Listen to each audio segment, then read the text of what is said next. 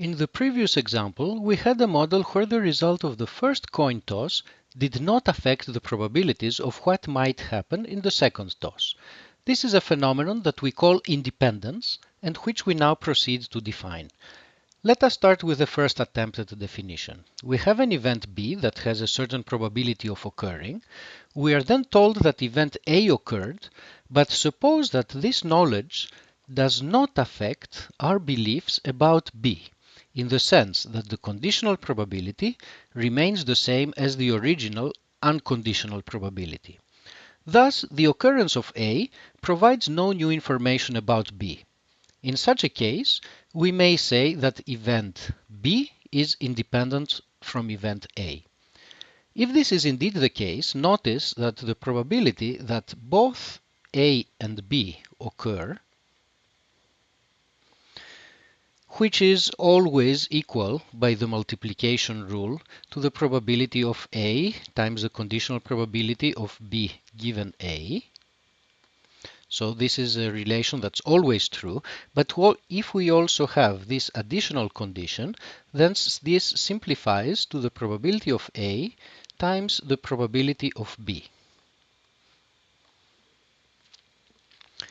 So we can find the probability of both events happening by just multiplying their individual probabilities.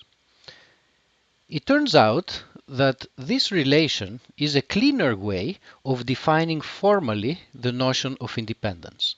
So we will say that two events A and B are independent if this relation holds.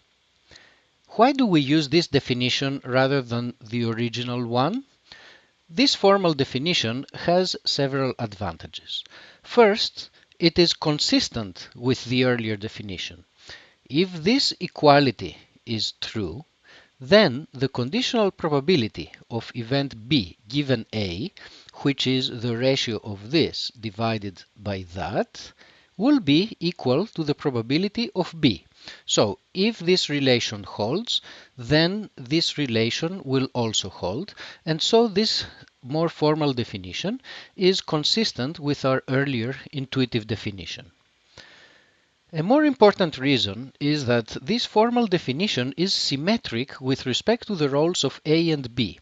So instead of saying that B is independent from A, based on this definition, we can now say that events A and B are independent of each other. And in addition, since this definition is symmetric and since it implies this condition, it must also imply the symmetrical relation, namely that the conditional probability of A given B is the same as the unconditional probability of A.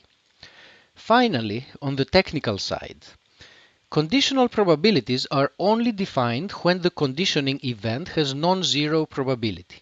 So this original definition would only make sense in those cases where the probability of the event A would be non-zero. In contrast, this new definition makes sense even when we are dealing with zero probability events. So this definition is indeed more general, and this also makes it more elegant. Let us now build some understanding of what independence really is. Suppose that we have two events, A and B, both of which have positive probability. And furthermore, these two events are disjoint. They do not have any common elements. Are these two events independent? Let us check the definition. The probability that both A and B occur is 0 because the two events are disjoint. They cannot happen together. On the other hand, the probability of A times the probability of B is positive, since each one of the two terms is positive. And therefore, these two expressions are different from each other, and therefore, this equality that's required by the definition of independence does not hold. The conclusion is that these two events are not independent. In fact, intuitively, these two events are as dependent as Siamese twins. If you know that A occurred, then you are sure that B did not occur. So the occurrence of A tells you a lot about the occurrence or non-occurrence of B. So we see that being independent is something completely different from being disjoint.